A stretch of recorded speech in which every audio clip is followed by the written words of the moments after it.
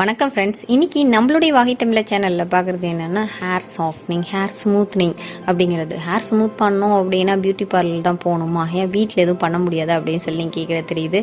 இந்த வீடியோவை பாருங்கள், இது 100% ரிசல்ட் கொடுக்கக்கூடிய ஹேர் ஸ்ட்ரைட்னிங் தான் இப்போ நம்ம வீடியோவை பார்க்க போகிறோம். சரி, வாங்க வீடியோக்குள்ளே போகலாம்.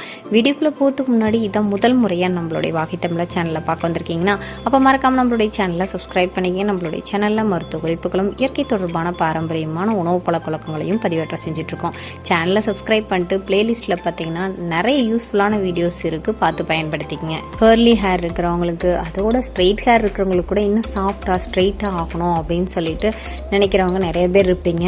இந்த ஹோம் ரெமெடி 100% ஒர்க் அவுட் ஆகிறது. ஸோ இது எப்படி பயன்படுத்துறது அப்படின்னா, இதுக்கு தேவையான பொருட்கள் அப்படியே பார்த்துருவோம். சாதம், அடித்த சாதம் ஒரு கப் எடுத்துக்கங்க. உங்களுக்கு முடிக்கு எவ்வளோ தேவையோ அந்த அளவுக்கு எடுத்துக்கங்க. இந்த 3 பொருள் ஈக்குவலாக எடுத்துக்கங்க, அவ்வளோதான்.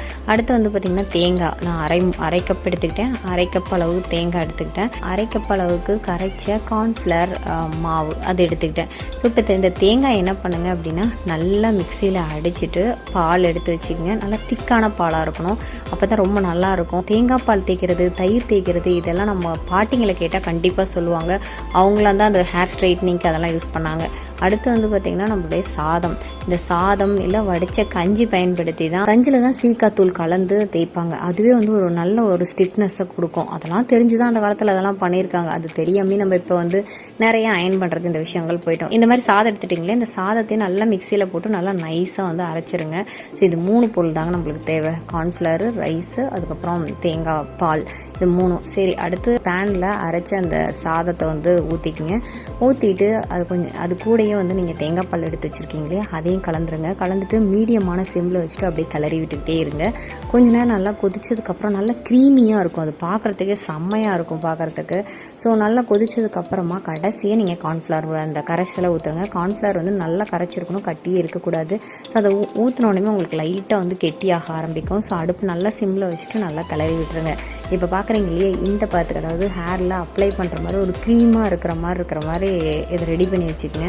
நிறையா ஹேர் வந்து ஸ்ட்ரைட்னிங் பண்ணுங்க எல்லாருக்குமே தெரியும், பியூட்டி பார்லரில் இந்த மாதிரி ஒரு ஒயிட் கலர் க்ரீம் தான் போட்டு அப்படியே பேஸ்ட் மாதிரி பண்ணிடுவாங்க. ஸோ இந்த க்ரீம் தான் உங்களுக்கு ஹேரில் அப்ளை பண்ண போகிறீங்க. ஹேர் வந்து வாஷ் பண்ணிட்டு கொஞ்சம் ஆயில் இருந்தாலும் தப்பு கிடையாது. இல்லை அப்படின்னா கொஞ்சம் ஈரப்பதமாக இருந்துச்சுன்னா இன்னும் கொஞ்சம் நல்லாயிருக்கும். லைட்டாக வந்து ஈரமாக இருந்துச்சுன்னா இந்த ஹேரில் வந்து ஃபுல்லாக வந்து எந்தளவுக்கு ஸ்ட்ரைட்டாக வேணும்னு நினைக்கிறீங்களோ அந்தளவுக்கு ஸ்ட்ரைட்டாக வச்சு நீங்கள் அப்படியே அப்ளை பண்ணுங்கள். ஒரு பார்ட்டாக எடுத்து ஒரு 2 பார்ட்டாக பிரிச்சுங்க. 2 வந்து 4ஆக பிரிச்சுட்டு இந்த மாதிரி ஒரு பகுதியை நல்லா உள்ள வெளியே தலையில் கூட அப்ளை பண்ணலாம், அதெல்லாம் ஒன்றும் தவறு கிடையாது. ஸோ எல்லா பகுதியிலும் நல்லா அப்ளை பண்ணிடுங்க. அப்ளை பண்ணிட்டு அப்படியே ஸ்டிஃபாக நிற்கும். எப்படி நம்ம வந்து ஸ்டார்ச் போடுறோம் இல்லையா, காட்டன் புடவைக்கு, அந்த மாதிரி உங்களுக்கு வந்து நிற்கும். கொண்டையெல்லாம் இது எதுவும் போடக்கூடாது. ஸோ அப்படியே விட்டுருணும். குச்சி அப்படியே நிற்கிற மாதிரி தான் இருக்கும். நீங்கள் கொண்டை போட்டிங்க அப்படின்னா அந்த இது வந்து வளைஞ்ச மாதிரி ஆயிரும். ஸோ அப்படியே விட்டுட்டு ஒரு 1/2 hour விட்டுருங்க. நல்லா காஞ்சிதுன்னா போதும். இதுக்கு டைமிங் அப்படிங்கிறது காயறது தான். ஸோ காஞ்சி முடிச்சோடனே 1/2 மணி நேரம் போதுமானதாக இருக்கும். அதுக்கப்புறம் நீங்கள் வந்து நார்மலான நீங்கள் ஷாம்பு யூஸ் பண்ணாலும் சரி, இல்லை சீக்கா யூஸ் பண்ணாலும் சரி, நீங்கள் என்ன யூஸ் பண்ணுவீங்களோ அதை யூஸ் பண்ணி நல்லா ஹேரை வந்து வாஷ் பண்ணிக்கோங்க. வாஷ் பண்ணிவிட்டு பார்த்தீங்கன்னு வச்சுங்க, அசந்துருவீங்க. இந்த மாதிரி ஒரு சாஃப்ட்னஸை நீங்கள் பார்த்தே இருக்க முடியாது. ஹேர் ஸ்ட்ரைட்னிங்கை நீங்கள் பார்த்தே இருக்க முடியாது. கண்டிப்பாக நீங்கள் ட்ரை பண்ணி பாருங்கள். இதை ட்ரை பண்ணி பார்த்துட்டு எப்படி இருந்தது அப்படிங்கிறத மறக்காமல் கமெண்ட் பண்ணுங்கள். கண்டிப்பாக உங்களுக்கு ஒர்க் அவுட் ஆச்சு அப்படின்னா உங்கள் ஃப்ரெண்ட்ஸ் கூடயும் ஃபேமிலி மெம்பர்ஸ் கூடயும் ஷேர் பண்ணிக்கங்க. இப்போ எப்படா நம்ம ஹேரை வந்து ஸ்ட்ரைட்டாக வச்சுக்கிறது, இதுக்காக பியூட்டி பார்லர் போகணுமான்னு சொல்லிட்டு யோசிச்சுட்டு இருந்திருப்பீங்க. இந்த வீடியோ உங்களுக்கு ரொம்ப ரொம்ப பயனுள்ளதாக இருக்கும்னு நினைக்கிறேன். இந்த மாதிரி பயனுள்ள தகவலை எல்லாம் தெரிஞ்சுக்கணும்னு நினச்சிங்கன்னா மறக்காமல் நம்மளுடைய வாகை தமிழா சேனலை சப்ஸ்கிரைப் பண்ணிக்கங்க. சப்ஸ்கிரைப் பண்ணால் மட்டும் பத்தாது, பக்கத்தில் கூடிய பெல் ஐக்கானை கிளிக் பண்ணிங்கன்னா அந்த மாதிரி அப்டேட்ஸ் போட்டோன்னே உங்களுக்கு நோட்டிஃபிகேஷன் வந்து சேரும்.